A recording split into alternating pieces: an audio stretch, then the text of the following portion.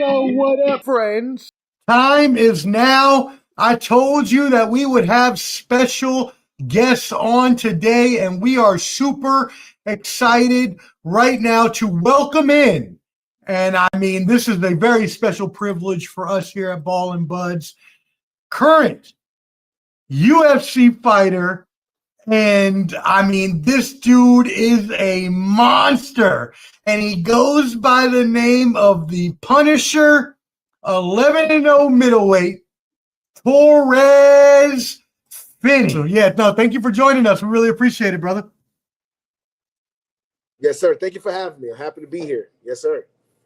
We got some comments coming in for you, but Clubber D has a question to start us off with.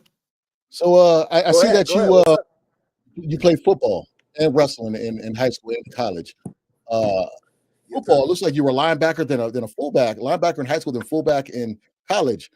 When you were playing linebacker, who did you try to play after? Who's your guy you looked up to?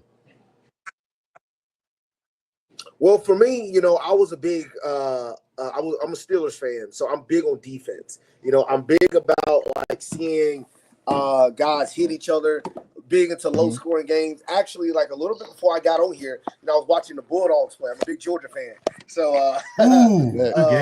watching those guys play and watching these guys go at it, that was one of my type of things. Palomalu, James Harrison, big into guys like Ray Lewis. But I played defensive line. While I was playing linebacker, I was on the defensive line.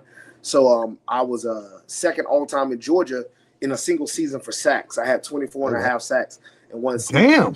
So okay. I was pretty good in, on the defensive side of the ball. And I did some good things on offense in college. I got all conference my sophomore year. So, I was blessed to do certain things in football. But yeah, happy I found fighting. Okay. I was wondering because of your height. I was like, man, if he says London Fletcher, I'm gonna do a backflip. Because I figured you kind of, play after somebody like that. Well, since you the Sacks, I'm gonna say Elvis Dumerville. How about that? Say what? Elvis Dumerville, hey, another one. That's right. From Georgia, from the University of Georgia. Yep. That's right. That's right. Okay. So I was looking at your stuff, like, okay. And I saw the video of, I guess you boxed, and then you right after you had football practice in the same day, which is out of this world. Yeah, I did, man. I literally left football practice. We played 60 plays, and we had a scrimmage. And I left football practice right after the scrimmage. Coach got mad at us how we ended the scrimmage, so I had to do we all had to do 10 100-yard sprints. Ooh. And they didn't know I had a fight. So I literally right after my teammates knew because it was around COVID time. So we were trying to keep everything under secret. And it was great enough. I went to Knoxville 2 hours up the road, and I got an 11-second knockout. So it worked in my favor. It worked in my favor. And that's I'm not sure if that's when, but we'll say that's when the Punisher became the Punisher in the combat realm. How about that? And that's so right. When you did, absolutely did, man. A lot of people.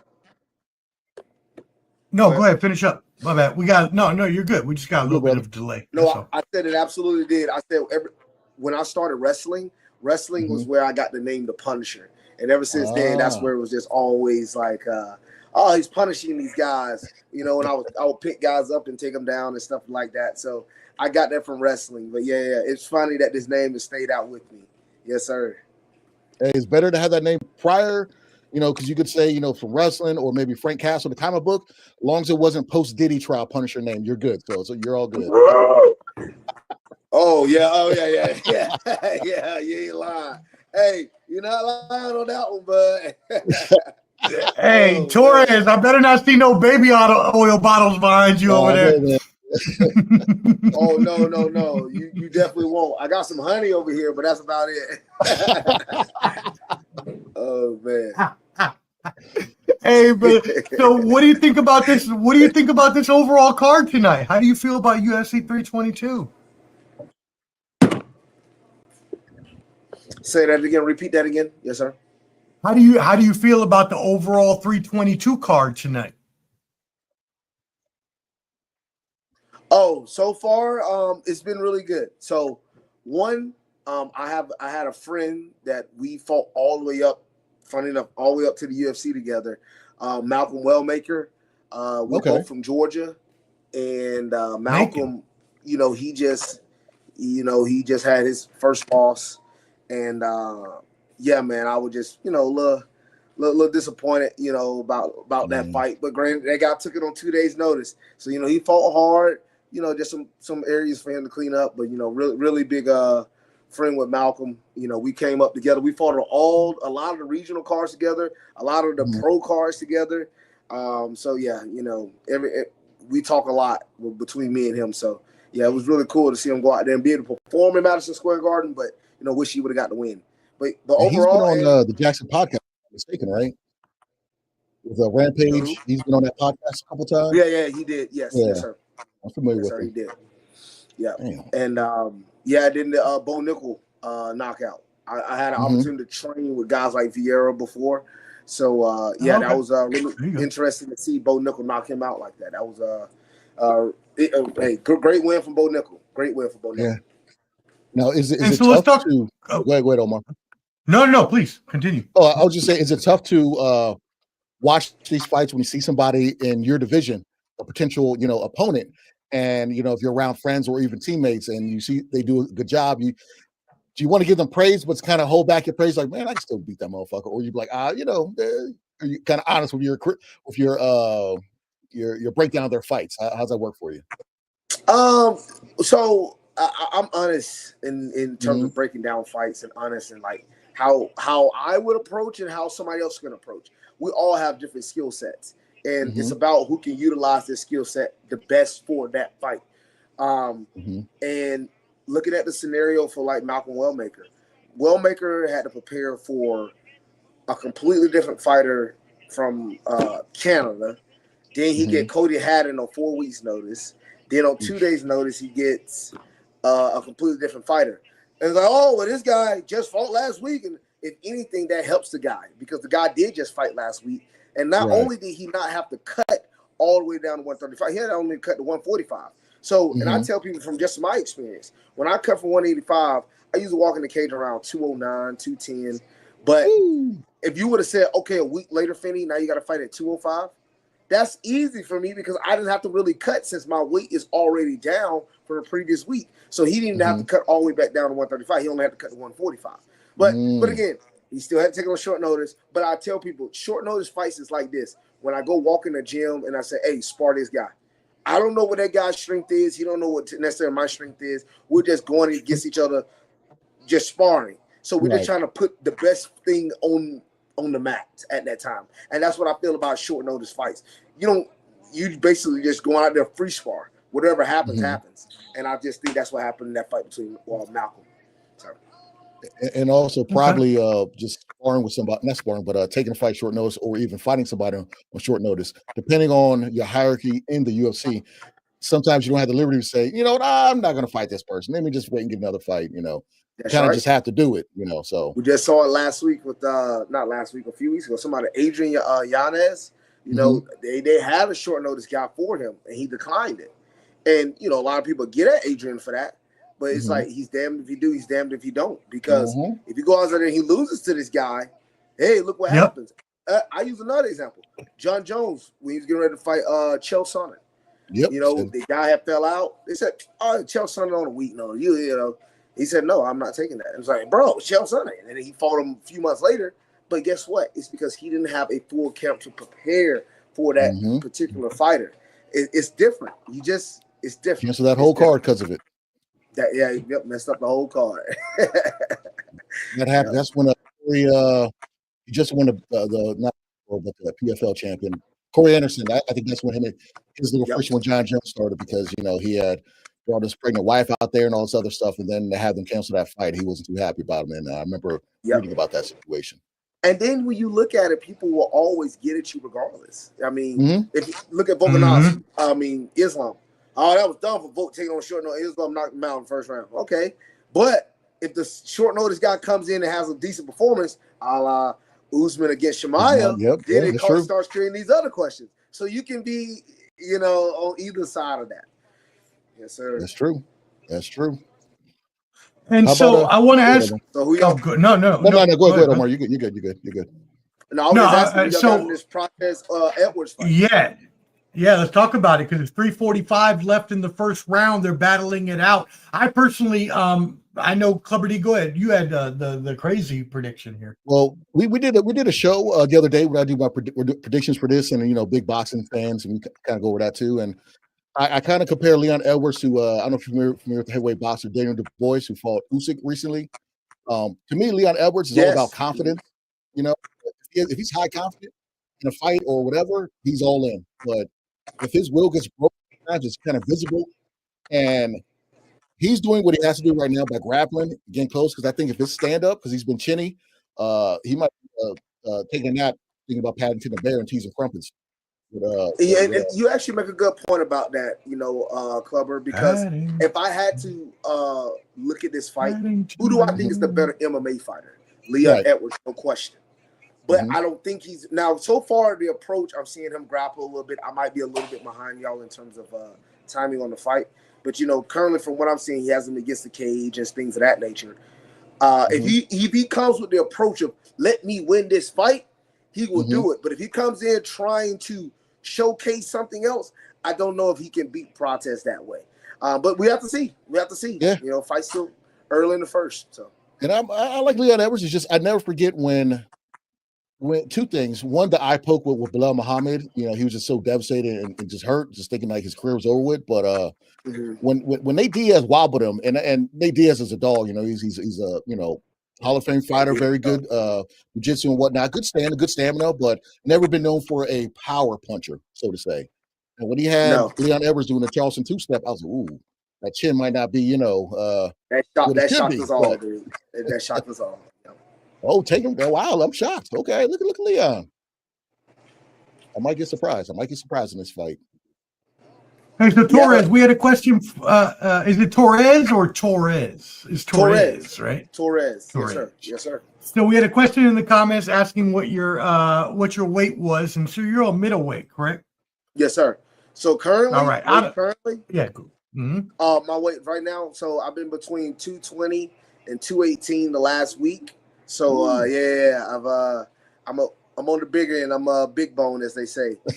When I went to the UFC PI, and I got tested to see if my weight if I could cut to 70, and the PI tested me and they said there's just legitimately no way unless I don't work out for the entire year, because I'm so dense, bone density wise, and then this is just muscles from years of football and years of wrestling. So I'll have to transform my entire body, and that just takes a long time to do that.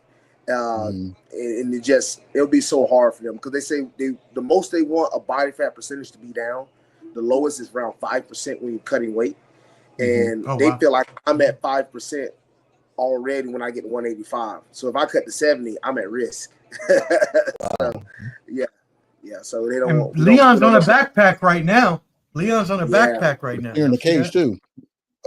I always wonder that with certain fighters. I know with your stature, you're more, stocky. Oh, we might get a rear naked choke. Better hold on, Los. But he's got him. He's out. With your stature being more stocky, is it hard to do rounds and spar? I don't want to get too into your sparring and things like that, but stand up, because they always say certain boxers that are very muscular, the blood goes into your muscles very fast. You know what I'm saying? But is it tough doing that sometimes, or you just rely on your wrestling because you got that quick switch from wrestling and football? You're more. Well, the quick switch from wrestling and years of wrestling that helps. That helps with both. When I've wrestled for so long, that helps with the fact of getting accustomed to grappling, knowing when to put pressure, when to relieve, and also I do a lot of jiu-jitsu as well, so that helps me. I'm a brown belt in jiu-jitsu, so jiu-jitsu is big about being efficient anyway. You shouldn't be going all out. I'll go all out in winning this position, and then I know where to control and make the bottom man work more than I have to work.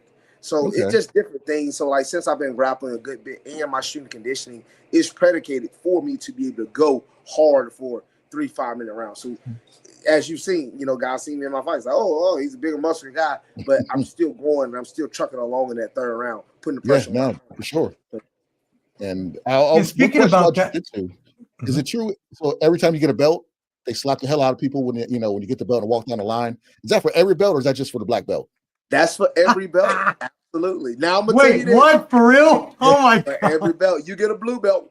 Wham, wham. Now look. What? I'm gonna tell you this. While that is the case, for me, I have yet to be whipped. Hey, wow. I always find a way to go to the bathroom, or I gotta run. I got somewhere to be. Hey, tell me you got sunburn. My mom's picking me up for ice cream. I gotta go. Right? Hey, I got sunburn on my back and my arms. I can't really be whipped like that. Come on, guys. That's right. I can't be whipped today. I tell you this. I will get it done when I get my black belt. When I get my black belt, I'll go through it one time. And that's it. No more. Those videos are wild. I people just like, pow, like man. Nice. We're gonna have to go outside. You do that, hit me hard like that. Come on now, Jesus. Facts.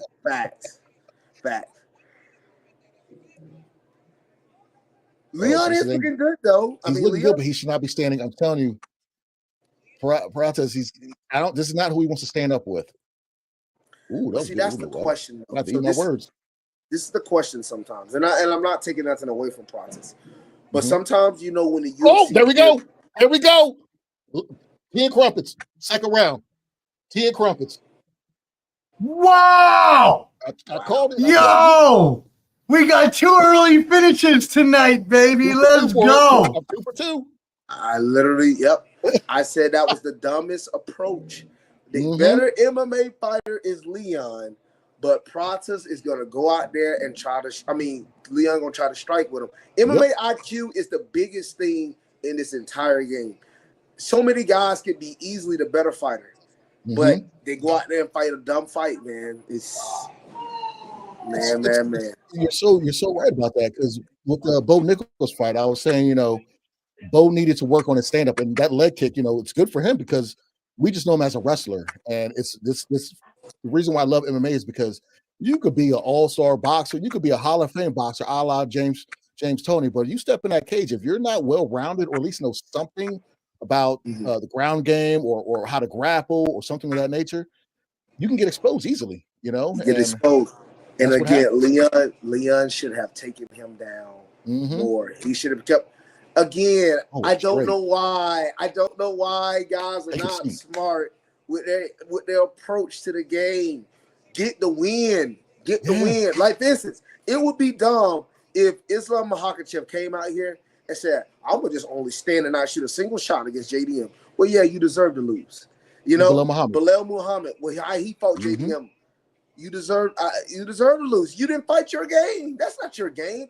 There's no way you actually believe that you had Canelo hands. There's no way you actually believe that. I'm sorry. You got to go out there and play your game. That's why these guys, stuff like that happens. How do you feel about this? I said for the main event that if it ends in 3 rounds, 1-3, I got Islam because he was able to take him down. I think if it goes for 5 and he can't do the takedown, it's going to be JDM. That was my prediction for the fight. I had to do a 2-part type thing. This is interesting because I remember the fight when JDM fought Basser Hafez on short notice, and Hafez came there on a week's notice and took him down at will multiple times. Where watching the fight live, I actually thought JDM lost live. Going back rewatching, okay, and then they talked about he had a nose problem, he was sick, etc. I hear that. But then I also look back at the other thing. Then I look at, look how he fought Gilbert Burns. Yep. Like Makhachev has better wrestling than Gilbert Burns. Maybe not a better submission artist, but in terms for MMA, he might be a better submission artist. And for MMA purposes, I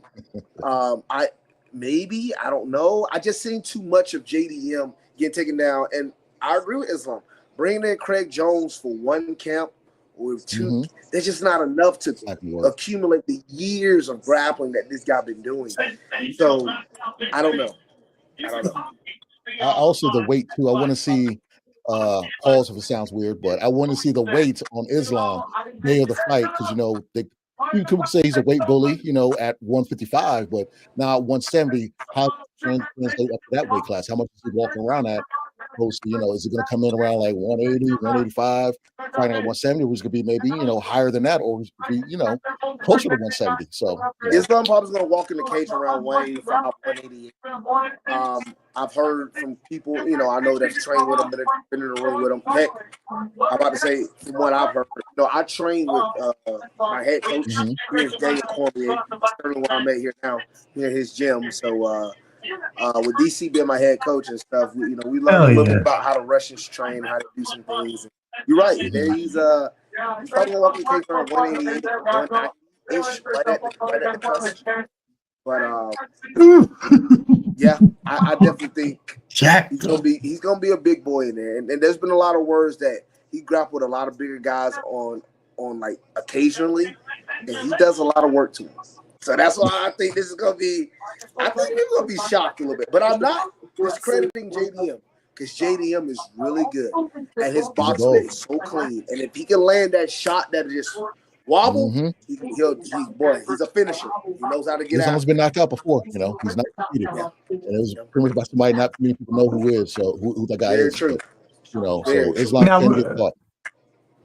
Now, before we get to the next fight, we got to talk about you, though.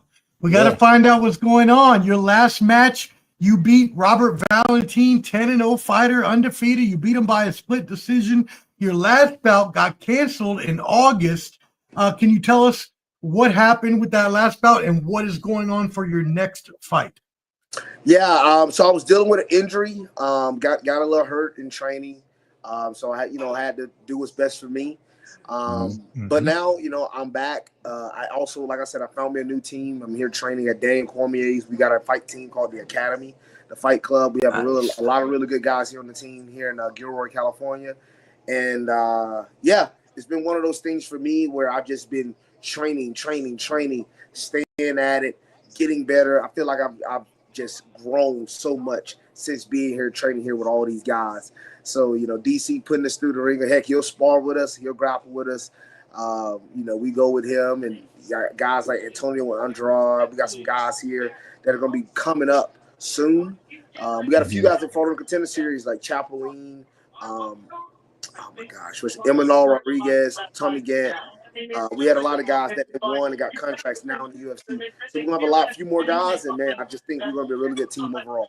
And as you were asking on what's potentially next. What's next? I have fight news. Breaking news. Let's go, baby. I can't break it yet because that'll be breaking past the I have some fight news coming up soon.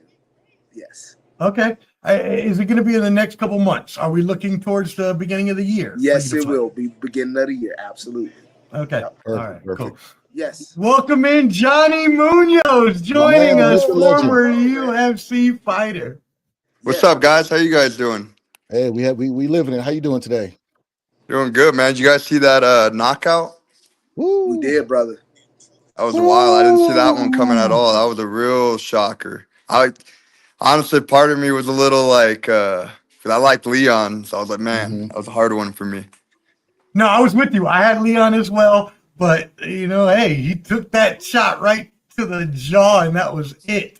Yeah, just straight right down the pipe. It didn't get any clearer. There was no telegraph to it, just right down the middle, and that was it. You're right. And so, how you living, John? You on 2-fight win streak, I see. Yeah, right now, a 2-fight win streak. Trying to be more active. It's been hard to get some fights. Some of the events just keep getting postponed, but I'm hoping to get back on it beginning of the year. Try to get like 2 fights, and my goal is to get back in the UFC summer next year. That's the goal. So, yes, sir. This question is for both of you guys. Do you so besides doing MMA, you guys ever done like any like grappling tournaments or thought about doing like jiu-jitsu tournaments, things like that, or strictly just UFC mixed martial arts fighting and training? Want me to go first? Yeah, I've done a few jiu-jitsu tournaments. Won a few. I've done a few jiu-jitsu tournaments, and won a few of them. I haven't done any lately because once I started like that pursuit really for like getting in the UFC, I just only stay focused on that mainly. But yeah, I've done a few jiu-jitsu tournaments in my time since I've started MMA, and yeah, it's been pretty good, pretty fun. Gotcha. How about you, Johnny?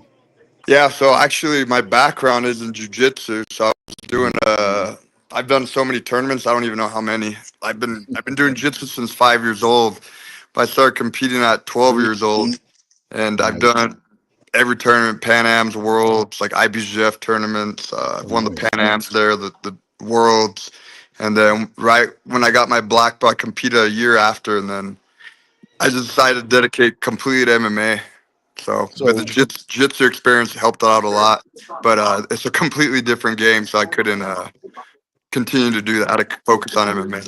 You prefer the gi or no gi? I liked both when I was competing back in the day. Now I prefer no gi, probably because it's more relatable to MMA. But I think the gi is real cool. It's more traditional. Plus, you get your belt rank, and I think it's one thing I think a lot of fighters should be doing. Like, to set yourself up in the future, I think it's so important. Like, think of training like you're in college. You know, so jiu-jitsu, you're getting your belt ranks. You know what I mean? Blue, purple. Try to get your black belt because, you know, after fighting, maybe you want to open a gym. And honestly, jiu-jitsu, you're gonna make money from the public. You being, you know, training fighters not always doesn't make you money, but training the average people don't want to get hit, but they'll do jiu-jitsu. So you could always, if you're a black belt, you could do that. But if you're like a blue belt, it's kind of hard to open up a BJJ gym. Right. Absolutely, he's right. Now, did you? I'm not going to name any names, but when you made different belts, did you go down the line and get whipped, or did you like run away and hide? Like some people, not naming names though. You know. Yeah. So honestly, it's funny you bring that up. When people get promoted, that little whip thing, like I've never came up with that system. I think it's kind of funny. I don't know. I think it's kind of. I don't like. I see some guys they get really messed up. So all y'all are ducking the whips. Yeah, so we got all these fighters ducking whips. What's happening? But I'll admit it. I ducked the whips. Are you guys black belts or? I'm a brown belt. Okay. Well, I'll tell you this, at our gym, like, so we have to test to get your belt. So let's say whatever belt you're coming up on, you have to do a technique test to show that you're ready for the next belt, to show, hey, you know what, this position, this many moves from this position, whatever, this many sequences. But the last part of the test is a round robin. So let's say, like for a black belt, it's a 30-minute round robin. So what does that mean? You're in there grappling somebody. You could be grappling me and you could be grappling, then whatever, then they pull you off, they throw another guy, and then they keep doing that. So you're completely going with different people for 30 minutes. So that's our way to test your will and heart. And I think it's cool because if you give up, then you don't get your belt. So we don't want quitters, obviously. That makes sense. Yeah. Iron Man right there. So look, we got the walk-in coming through. Michael Morales versus Sean Brady. Welterweight fight. Now, I asked Clubber D on our show on Thursday whether he thought the winner of this would be in line for a title fight, but he is inclined to say that Dana may have other people in mind and other people may have been called out. What do you all think about this fight? For me personally, I definitely think this was actually one of my, besides the main event, this is my next best fight I was looking forward to. This is the definition of like two styles, colliding. Morales is going to do everything he can to keep it on the feet, and he's got the power to put it away on the feet. But I love Brady's grappling, man. If Brady can like force these takedowns and actually get him down, get great control, I think he can. I think for Brady, could he sub? Yes. I think Morales is a little too athletic. I think he'll be ready. Have his defense sound. He'll be ready for all these different sub attempts.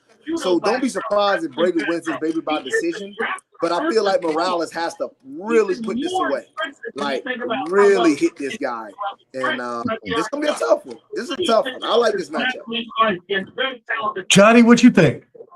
Yeah, so I mean, I never watched much of Sean Brady, to be honest with you. But I always hear he's a great wrestler, good grappler. the only fights I really actually watched of him was when he fought Bilal, and then when he fought Leon Edwards. But everybody always talks how like great of a grappler he is. So I mean, and I believe I want to see it. Michael, on the other hand, a lot of people don't know that he has a wrestling background as well in Ecuador. Probably not as obviously as prestigious as what Brady got, but yeah, he could grapple. And the funny thing is, I used to train with Michael down in Mexico. I was at that gym for 4 years, so I know Michael very well. One thing I could say about him, he's a very athletic guy. Like there's I don't think he's like anybody could take that dude at any gym. He just has that athletic ability. You know what I mean? He's like a very easy guy to teach. So it's not. I think it's just there's certain guys that you have to teach and mold, but he's one of those guys I think just has all that talent, and athletic ability that I don't think. I think he's just one of those gifted guys. I don't think nobody taught him that. And I've seen him train, and he's able to do some pretty wild stuff. So this fight's exciting. Plus, I know him too, and I've always been cool with him. Man, we were talking to Torrez about that. Like, you know, it's tough watching your friends or ex, you know, gym mates or sparring partners or fight if you guys have like a bond. You know what I'm saying? And I'm sure, like, if you see one of your friends get knocked out or whatever, get hurt, you kind of want to jump through the TV, like, hey man, leave him alone. You know, is it tough to stay to see as you're watching, you know, your friends fight?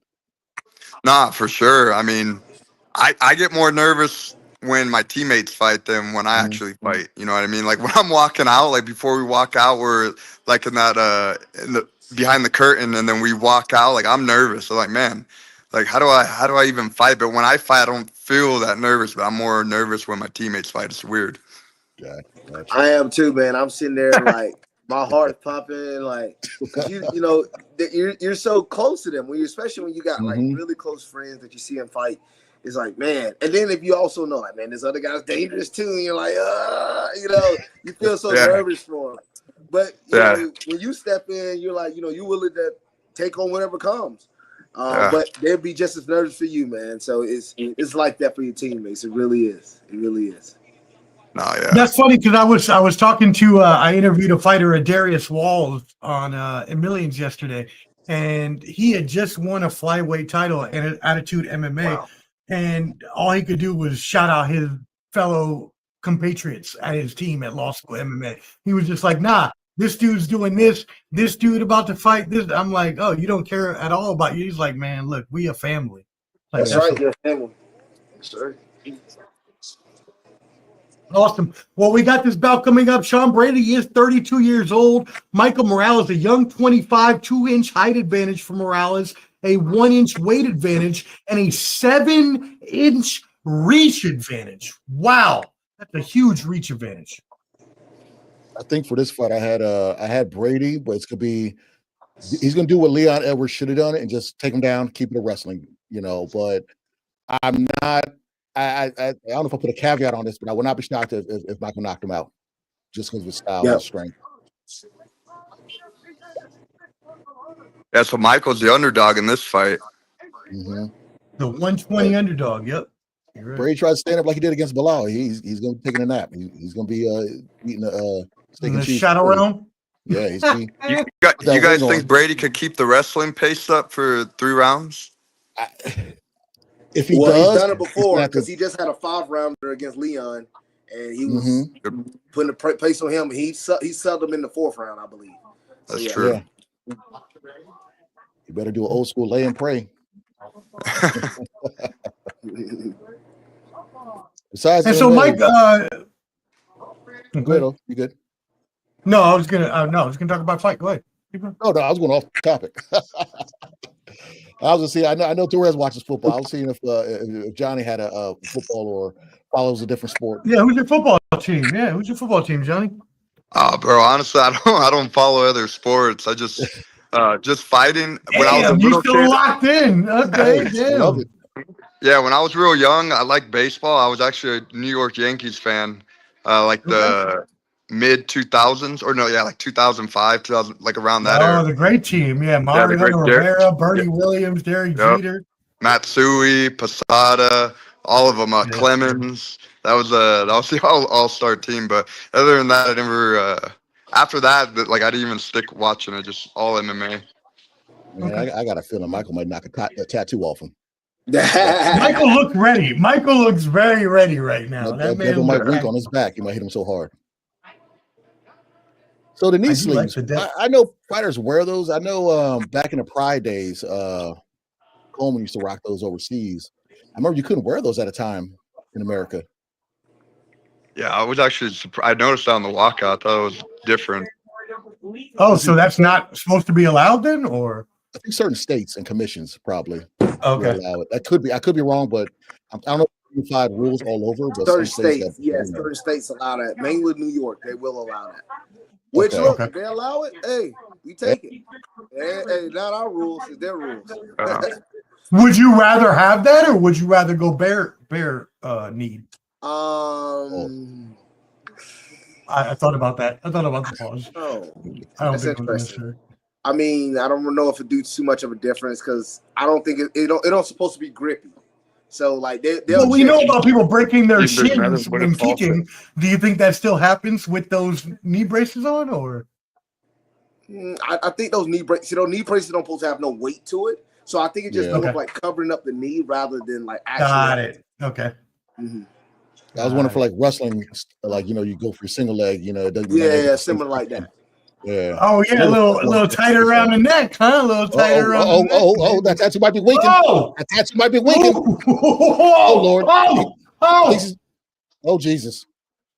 Yo, he is knocking him. From Philly, he might be thinking Geno's or Pat's getting a steak and cheese. I'm about to say I am shocked Brady and being shot. Go for a single leg, dude. He has to shoot. He seems like he only wants to stand up though. He doesn't seem like he wants to do anything else. Can't do that with this guy. He knows Brady's wrestling. That's the thing. He's like, nah, I don't know. Because you can tell from Morales on how he's striking. He's striking at distance, but he's not really trying. Yeah, he's like hunched. Yeah, very comfortable there too. Yeah, because he's almost striking with his hips out, trying to make sure to be worried about the takedown, which is understandable. But I think that's what Brady. Brady's not necessarily explosive either, though. While he is a grappler, he's not explosive. He's not, quick twitch. So these takedowns got to be set up over time. And that's one of those things I'm expecting Brady to try to do. But it's hard to do it against a guy that athletic as Morales. Is that also hard to do in 3 rounds? Like with the amount of time do you have? Because I know the whole first round you're pretty much setting up your opponent, right? Is that what you're doing? Well, I feel as the duration of the fight continues, that gives it better for Sean Brady. But he has to set these things up over this time span to figure out, all right, what's going to be the best way for me to get an entry. See, that shot he did on Morales, that wasn't good. You can't be reaching. Follow through. Yeah, he needs to kind of get him guessing, thinking he's going to strike with them to set up his wrestling. Make him think it's a boxing match. He's down. down. Tattoo started winking on his back. The tattoo started winking. That's it. It's over. I think that was an early stoppage, gentlemen. Hey, John, I think that was a little early. I think that was a little early. Very comfortable there for his age. Because he had just knocked him down and he jumped right over him. I think you should have gave him a little chance to get back up, though. Yeah, that's the future right there. That is 5 years old. Man, he's young. He's powerful. Oh, he's young. Really young. That's what Joe Rogan just said. He's young too. He's young. Yeah. He's powerful. I'm sorry. I just didn't like the approach of Sean Brady in this. I did not. I didn't like that approach. I didn't like that approach. Do you think he should have tried to go for a takedown? You think he should have tried to go for a takedown early? Well, he went for one, and it was just a bad. It makes you question, man. I don't know what these guys are. I don't know. But hey, great fight by Morales. Morales did really good, keeping his hips away and making sure he's constantly getting on top and doing those things. 100%. Johnny, what you think about it? Well, I mean, my stream's a little, I don't know what's going on with my stream, so I think I lagged behind, but I heard you guys. I don't know what, I didn't get. Spoiler alert. Oh, yeah. Hey, you missed the Michael Morales knockout. Bro, that's what happened. I'm in California, and the rain's all crazy over here. Oh, that's right. Yeah, y'all got rain all weekend, torrential Yeah. rains. Yeah. I think my thing, I don't know what happened, but I heard you guys. I thought, oh, shit, what happened? Yeah, so Michael Morales had the knockout. Pretty stiff. Took him to punches. Okay, I'm seeing it now. Yeah, I'm seeing it now. Wow. Damn, he keeps finishing, guys. I just didn't like some of the. I didn't like those takedown attempts. To be honest with you. Yeah. He only attempted like maybe 1 or 2, and they. You got to go back. I don't know. I feel like there's a lot of hesitation out of Brady. What do you guys think? Yeah. It's. I agree. I thought he was going to wrestle. I thought it was going to be a lot of takedowns and kind of lay and pray, hold him down, and do that type of stuff, keep him neutralized. Well, even with the thing is, it's like every fight starts on the feet. You have to first get it there. And I just don't know. I don't know that approach. And that approach, I don't like. He didn't even try to put him on the cage or anything. I don't know. Yeah, for sure. I mean, he could have easily did. Like I said, when you're like more of a grappler, you got to get these guys thinking you're going to strike a little bit to set up your wrestling. I mean, I come from a grappling background. That's what everybody always think. They assume you're grappling and you want to go to the ground. But you got to use a strike and set it up, or get the guy in the cage to slow the fight down and get him tired. Is there like a dream destination you would love to fight? Just say, hey, I fought there. Obviously, you're going to win there because you guys are beasts. But you know what I'm saying? Like, is there an arena or place where you just are dying to fight at? An arena place? Well, funny enough, I would love to fight in Madison Square Garden or any of those big arenas like that. It would be a great opportunity. So that's one of those things that I would love to fight in. I wanted to fight in Atlanta this past year, but again, I was a little hurt. They came to Atlanta. So whenever I come back to Atlanta again in my home state, it's only an hour away from my hometown. Boy, I would set up. There would be so many people there for me. So yeah, I would like to fight in Atlanta. I know that would be a great.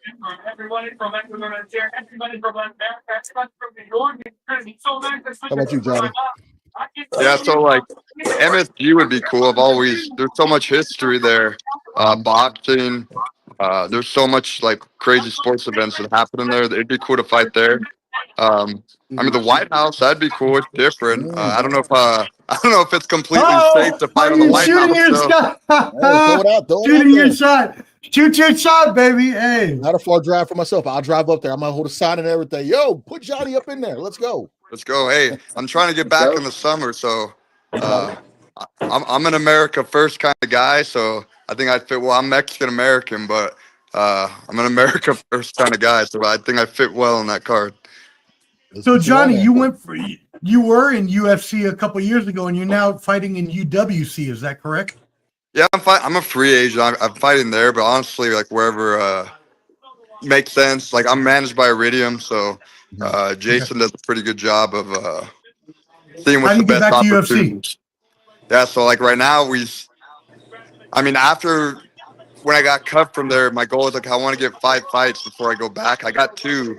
So if I can get 2 or 3, and if I get those early at the beginning of the year, that's what I'm trying to do. And obviously I want to win with a good fashion to make the matchmakers notice, Sean Shelby, and then get me back in. I saw you fought the legendary King of the Cage out there in Cali. So yeah, old school. Yeah, I remember Rampage came from there. Kevin Randall, and not Kevin Randall, but Mark Eastman, him a lot. There's so many legends that came from there, old school guys. I'm glad. I'm happy they're still doing their thing too, and they're respected, around the nerds like myself, and for sure the community. There, so. Masvidal, hey. Speaking of Masvidal, how do y'all feel about that? His organization. That was it dirty boxing? Was that dirty MMA, something like that? Where no, not dirty boxing. That's the Mike Perry. Well, no, Masvidal has it's no gloves. Yeah, something like that, right? Oh shit! He used to have. It's called Game Bread. He used to have it. That's what it was. Yeah. Yeah, he used to have it. Yeah. He don't have it anymore. What happened? Well. It used to be. I know one of the guys that used to be up there with him. We used to be with the same management team, but we're no longer with the same management team. I'm with First Round, and he used to be with First Round. And when they disconnected. The promotion also disconnected as well. So, but yeah, he doesn't do that anymore. But I've been hearing some word out there that he might be trying to step back in the cage a little bit. So, we'll see. We'll see. Why not? We'll see. Hey, I love the breaking insider information on Ball and Buzz. Hey, shut up. By the way, brothers, hey, let everybody know where they can find you. Torrez, please let the fans know where they can find you. Yes, majority of all my social media stuff is at Punisher Torrez, PUNISHER Torrez TORREZ. I'm there on Instagram. I'm on Facebook. I'm on Snapchat, Twitter, Threads. So yeah, you can see me. You on all of it.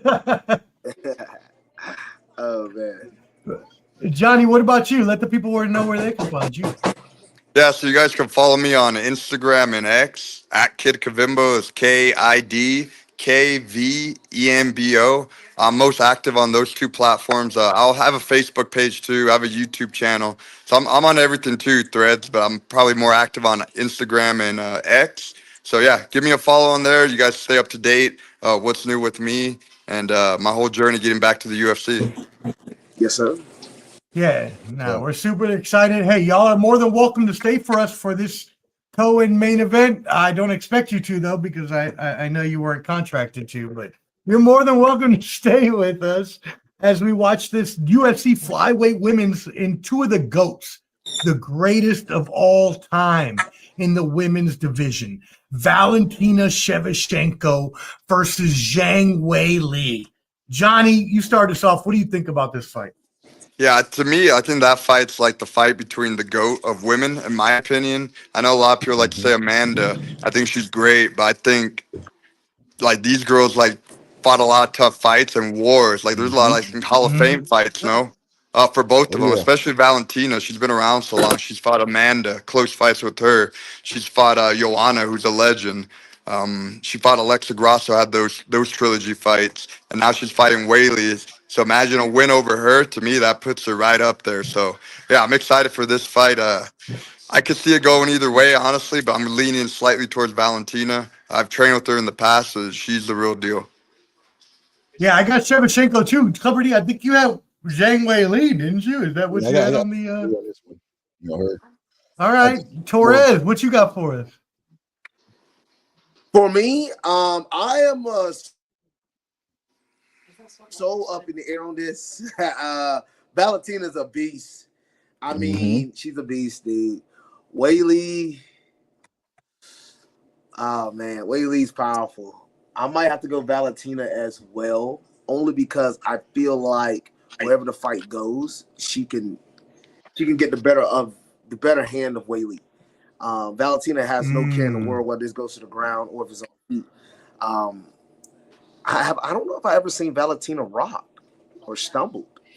Have y'all? I don't know if I have. Even when she lost to Amanda Nunes those two times, I don't think Amanda never rocked her. She just beat her over time. But like, I don't know if Weili can do that, especially coming up to the weight class. Yeah. So that's right. She's coming up. I don't know. That is a very good point. Yeah. Right. And I mean, looking at both of these women, and we had this stat on our. Everybody, go check out Ball and Buds. We had a prediction show on Thursday, Clubber D's Combat Sports. But we talked about the fact that as two of the greatest fighters of all time, you are going to try to obviously, give your best. But both of these fighters in losses, only one has lost outside of a title fight. And that was Valentina Shevchenko in 2016 when she first fought in UFC against Amanda Nunes. Other than that, these ladies have only lost in title fights. So these ladies are amazing. Yeah. Yep. That's crazy you mentioned that. That's a hard thing to be able to do. You know what I mean? Just to lose in title fights. Like, I mean, UFC is already hard as it is, the best competition, but you're only losing in title fights. Yeah. And then the only non-Latos title fighters to the great Amanda Nunes. Like, what are we talking about right now? Yeah. Right. And Weili's only losses in the UFC were to Rose Namajunas. That's when she lost to her back-to-back. But other than that, she's, pretty much taking everybody out. So this is just greatness fighting greatness. All right, yeah. You can go to your bathroom real quick, bro. Yep. Yeah, man. This card is. I was telling O about this when we did our show that before UFC goes over to Paramount, they have to put on a big show. I guess this is like the last hurrah. I'm not sure if there's another event before they switch over, but I think they did the fans and everybody right with this stacked lineup of good fights. How do y'all feel about this card? Even though y'all should be on it, but we'll go over that fact. Well, I think this is so far talking about like this card right here. Mm-hmm. Yeah, this card's been good so far. I mean, these fights have actually lived up. All the fights have lived up to the moniker. I just think, there's just so many competitors, man. And I think this fight is a really good showing of the welterweight division. We just saw what Carlos Prado just did to Leon Edwards. We just saw what Michael Morales just did to Sean Brady. So now we're about to, have an established 170 champion. I just think this just gives up a lot of things. Then you still got Shavkat Rakhmonov. Then you still got Kamaru Usman. You still got those guys right there in the division. So it just creates a lot of questions. And when you have that many questions within one division, that means the division's doing really good. So that's a good thing.